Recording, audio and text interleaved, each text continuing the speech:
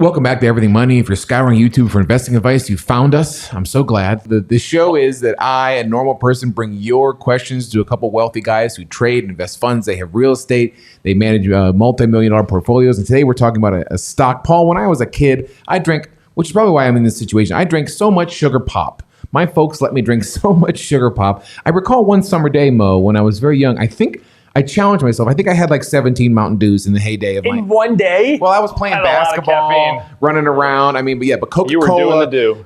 Coca Cola is a staple of our world. McDonald's. I know you love McDonald's and you love that fountain Coke. That fountain Coke's and we the drink best. Coke Zero like we're doing Coke. I mean, like we're doing blow at a party. I mean, Mo for my birthday got me a Coke Zero can inflatable thing that I just threw in the pool. So I was at the Coke Museum last week where at? in Atlanta. I'll What do you be mean darned. where at? I don't know where Coke's from. Oh, come on. But It's Atlanta, baby. I'll tell you where you can find it. If you head over to the Everything Money software, we can see this ticker symbol. We can see the chart. And Coke is the largest non-alcoholic beverage entity in the world.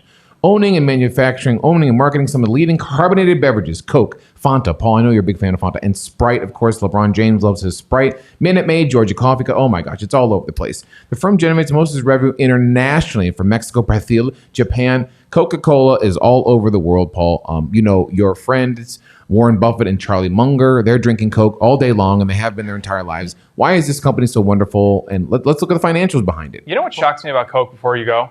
Is you go to the most remote places in the whole world. Remote Africa. They got There's bottles. Coke They got bottles of Coke, baby. It's incredible. When I was a kid, I liked Coke first. Then I switched to Pepsi completely. How dare you? And now I'm back on Coke. And you know what got me back on a Coca-Cola Classic? No. Chinese food. For some reason, one day, I wanted Chinese chicken fried rice. And I remember thinking to myself, I need to have a Coca-Cola with this. It can't be Pepsi. And that was the transition. But then I found out about Coke Zero. Most And people, the skies opened up to me. The heavens came out and said, Paul, we're here for you, baby. most people pair red wine and steak, and Paul pairs Chinese food and Coca-Cola. You know what's funny about that is I won't go to a restaurant that has bad Coke. Or Pepsi. There's dead to me. You bring your own Coke Zero sometimes. I have been known Some to do people that. sneak in a flask of alcohol. Paul brings in a 12-pack No. of Coke Zero. You know, He tell doesn't him, sneak it in. He comes in, he says, I will pay for it, but I'm going to drink my own. Yeah, I'd be like, listen, charge me for the pop, but I'm drinking my own. Talking about Can I give you another great story? No, This is good we stuff. have Come to. on, this is a great story. We have to get to it. Well, listen, I think people want to hear the story. If you gonna don't like get- the story, fast forward a little bit, but here's the story. Go on. I went to RPM in Chicago, the steakhouse. Go on. I went there with two friends a few years ago. Please don't turn off if you're watching. We Keep we going. sat down. This is a great story, and this is a good advertisement for RPM. Okay. We sat down. My friends ordered alcohol. Nice waiter comes up. Really nice guy. He goes, hey, what would you like to drink? I said, I'll take, do you have Coke Zero? He goes, I do not. I go, I'll just take a Diet Coke. He said, sounds good. So a few minutes pass. He brings up the alcoholic beverages. No Diet Coke. And in my head, I'm like, oh boy.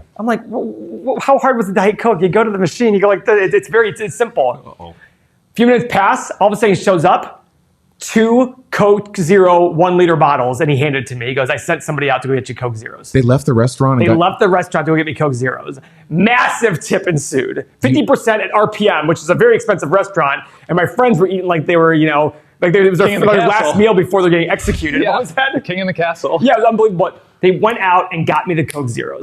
Beverages is very important. Very important. If a waitress or waiter fills your beverage, You can make my food cold. You can take a dump in my food for all I that care. tip is if coming that in beverage hot. is full, you are getting a good tip. let's get after it. We're going to look at the price of Coke, the history of Coke, the ticker symbol, of course, the ticker price, and see, is it justified? Darn it. We're going to look at the fundamentals behind this company and see what is it value, what it should be valued, Paul. Go after it. $230 billion company, a lot of money. 32 PE, that's an X, 21.6% profit margin, that's a check. Ironically, look at this PE. We just did a video on Google, the same PE. Yeah. Which one do you think has more growth potential, Google or Coke? Probably Google. Yeah. So this is an idea of what you have to look at for PE. So X, check, nice dividend of 3.1%, pays out $7 billion. And last year, they had $9.9 billion in free cash flow. So guys, they're eating up a lot of their free cash flow with that dividend. Is that good or bad? I don't know. It depends what their capital needs are. They have a pretty high return on assets for such a large company, 7.8 and 8.3%. So far, 1X, one check. Pillar number 3 is revenue growth over the past 5 years. Let's look at how they've been increasing revenue, I hope. $40 billion down to 33. Uh-oh. That's the next. Now I guarantee there's some sales of assets here. They probably sold off divisions. So if they sell off more divisions, obviously the revenue would go down. This Right. is news to some people. Right. If you have 5 divisions in a company and you sell one off, and they're all equal divisions, your revenue is automatically going to fall by 20%, right? And I don't know if this is true, but on the cash flow statement, it'll show acquisitions and dispositions. All right, let's get after profit growth. Why did I say growth so weird? Profit growth over the past 5 years, Paul. What's going on? Their profit girth is 6.23 billion to 7.2. That's a check mark there. Okay, that's good. So they have increased profit with less revenue. How about shares outstanding, dear friend? Shares outstanding, that's an X, 4.29 to 4.31. So slightly higher shares outstanding. Current assets over current liabilities is pillar number 6, Paul. You know that. 22 billion versus 16.5. So check mark there. Nice, okay. And now free cash flow growth, Paul. So guys, this software is incredible. 80 cents a day gives you all this software, all of our updates, Discord chat with 3,500 plus people who you can talk to about every investment you want. All the apps, everything we're going to do is involved here. It was $8 a month before. It's $24 a month now, 80 cents a day, going to $50 a month here in the future. Be smart, best value play right now. And I do things like this. I added the line of free cash flow to the cash flow statement because I want you to be able to do this much easier. 6.78 to 9.86, check mark there, with an average of 7.27. Times 20 is $150 billion, essentially. The current market cap is 230, Paul. So it's a little expensive based on this multiple. That's an X. But we're going to put it in the stock analyzer tool after Mo's done looking at the charts to look at all the growth rates and see going forward what we should be paying for the company. As a Patreon member, you can get this software. You can get the stock analyzer tool. You can get the 8 pillars, of course. You can also get stories about Paul ordering pop in random cities. All of this as a member of our Patreon. It's so worth it, even the last part. Go ahead, Mo. What are people doing trading Coca Cola besides drinking it? So I'm just looking at it going back to March of 2020, and it was definitely a 50% stock, but you can see that it's starting to poke in and it's trying to penetrate that area. So it's doing it, getting through that resistance point, but there's definitely still a little bit. It's like a 25% stock now. So just be careful with that. You can see that even with all of that negative pressure down, they're getting into that oversold area. So maybe we're going to hit some resistance that's coming right across here, as you can see on your chart. And maybe this thing will turn back up. Coke is a company that doesn't move very much. I know this is different from value, of course, but it's a company that is so big. How does it move quickly? Mm-hmm. I mean, news doesn't really drive Coke. You know what I mean? So let's look at the daily chart and see what moving averages we're at. So it's hovering right above its 100-day moving average right here. So that's great. It has a lot of support right there.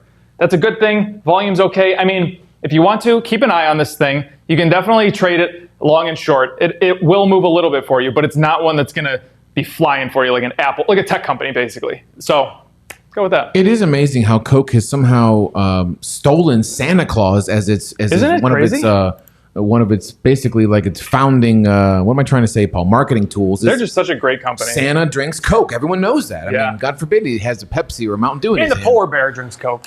Both are equally as riveting, Paul. You know that. Tim loved the polar bear. So the polar bear was started, and then they got rid of the polar bear. Then they brought the polar bear back. Oh, they did? I didn't know they got rid of the polar bear. Yeah, I learned that in the I first love room. That. The little baby polar bear. I mean, they're doing great. Christmas is great, but it's better with Coke. Go ahead, Paul. Keep going. What do you got over there? So we have the stock analyzer tool here. Now, this is what's great about stock analyzer tool. The revenue growth of the last 10 years is down, I think, because of dispositions. So I'm going to change this and go, hey, my assumptions are low, medium, high. On the share change and the desired return, you want your low number to be the higher number because that's being more conservative in these two areas. The rest of them, you want your low number being the lowest number and the high number being the highest. Watch this video. If this confuses you, it'll explain everything to you and how to do it. We're going to make the video better over time. But apart from these two areas, the share change and desired annual return, everything should start lower, go to higher. I made my assumptions here on Coke. I'm going to go below. I hit analyze. The stock is currently $53.64, and it is just expensive. Low price of $14, high price of $37. So this company is just expensive. Now, all stocks are based on assumptions. All prices are based on assumptions. Let's say I'm aggressive and say, you know what? I'm going to assume 3, 5, and 7-year growth rates on revenue. It still has the stock as being expensive. All of these are in red. You can use the stock analyzer tool to figure out exactly what to pay for a stock, but also to get a kind of an idea based on your assumptions, is this overpriced or not? I changed the most important aspect, which was revenue growth, significantly. And you might look at me and say, Paul, the PE is currently 32, and you put a PE of 15, 18, and 21. Well, I go based on history, especially a company like this, which is very large and has a lot. It's going to be very difficult for them to grow significantly. Could I be wrong on these revenue assumptions? Absolutely. I think 7% a year for 7 years is a high revenue assumption for a company like Coke. So that's why I sit there and say, I'm not even getting to I'm barely getting to $40 a share here. This stock is just expensive. I'm not buying it at these levels. That's my opinion based on my assumptions. Yeah, if you take emotions out of it, we do love Coke, but it doesn't mean we love the price of the company at the moment. Oh, and by the way, speaking of which, did you see that video I sent you this weekend with Jeff Bezos talking about the difference between Amazon, stock price yes, and company? He goes, well, remember, stock and company are very different things. And I love hearing that from a guy who has a very overvalued company saying, listen, and he brought the example that we always bring. Yes. He said, our stock in 2000 went from 113, I thought it was 107, 113 down to $6 a share. Stock price and company are very different. We still grew a ton, even though the stock price fell 95%. I loved it. And this is the same thing you should look at for all companies, is analyzing them as stock versus company. Yep. Company will drive the stock, but in the short run, they're very different things. If this resonates with you, this math-based approach of looking at the facts behind a company, you can join our Patreon below, have the software, and join our Discord community where everyone's talking about this. So that's our take on Coke. Love the product, not so much the price. And we'll revisit this stock for sure. Hopefully when the world turns down, Paul, people will be coming to us for more answers. And maybe Coke will get back into the buying sweet spot, because I do like the sweet, beautiful taste of Coca Cola on a Christmas Eve. When it hits my lips. Just tickle the thumbs up on the way out. Thanks for watching our show. See you guys.